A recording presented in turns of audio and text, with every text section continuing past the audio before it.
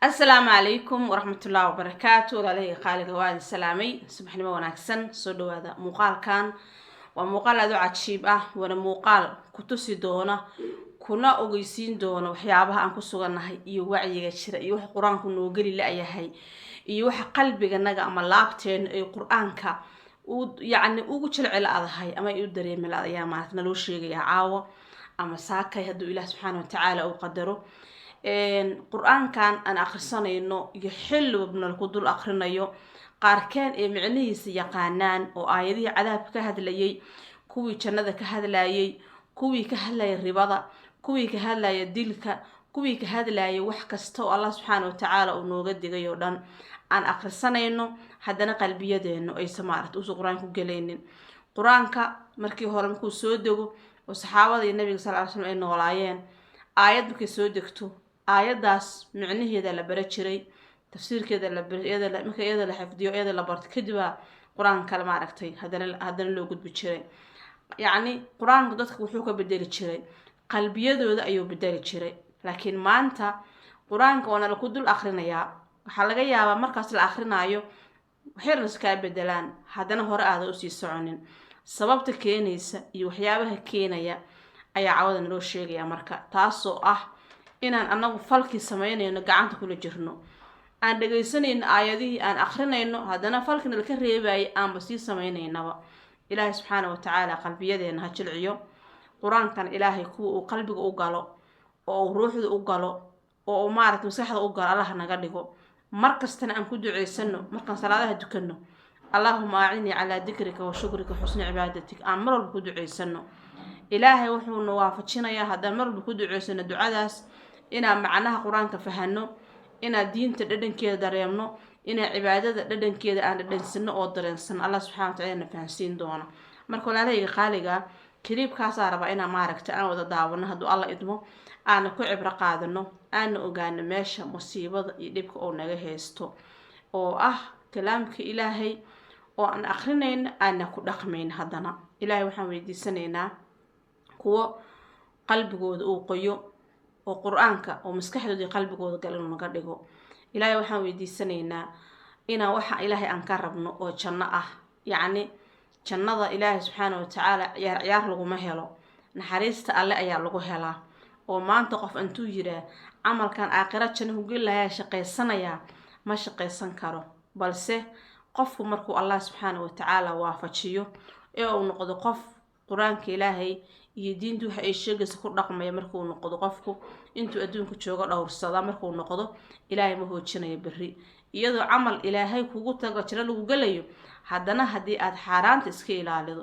oo ribada iska ilaalido oo dhiiga muuminiinta ama muslimiinta iska ilaalido oo wax ilaahay ka xaalantinimay sanada iska ilaalido ilaahay adigana kuma dayacaya bari marka waxa maanta qalbiyadanada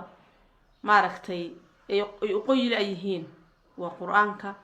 أنا أخرينه هذانا سبحان الله أنا كل خمينين وأخرينه هذانا فعلهان وما سمعينه وأسكو شيءنا فعلهان وما نقمينه مركب الآن كليب كان داون إن شاء الله الله سبحانه وتعالى وقدره سود هذا صومالية محايد كدعي وربشروا محايد كدعي والقرآن كي آوي سامينتيس ورأخرس كان آوي سامينتيس وردقا سامينتيسي آوي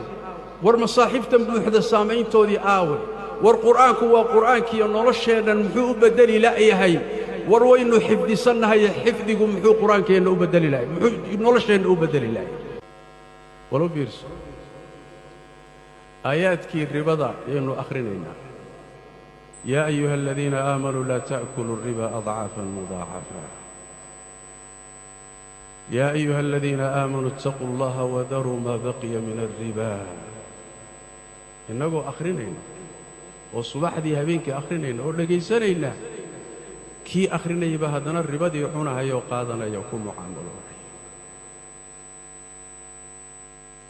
كي مدحدها وحو أخرينيا ومن لم يحكم بما أنزل الله فأولئك هم الكافرون فأولئك هم الفاسقون فأولئك هم الظالمون ومع ذلك وحو حكم يا قوانين قال دجستي iyo xeer jajabuud ummadda ku xukumaya iyo dalka qur-aankiina waa akhrinaya waa barakaysanaya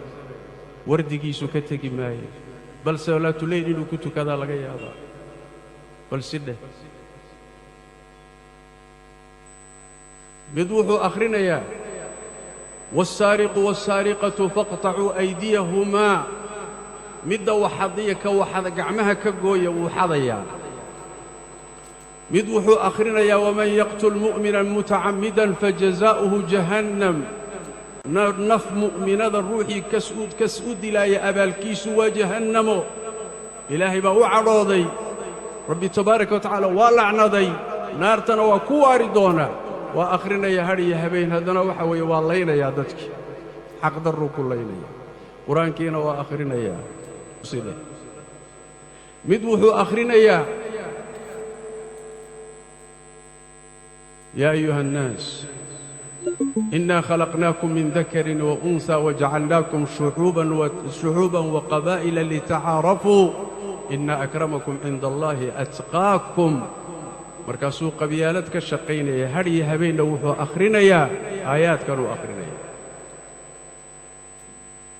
واعتصموا بحبل الله جميعا ولا تفرقوا بان har iyo habeen akhrinayna haddana waa kala soconnaa tafarruq iyo qabyaalad iyo kooxaysi iyo kala tag baan ka shaqaynayna baladuu sidhe ya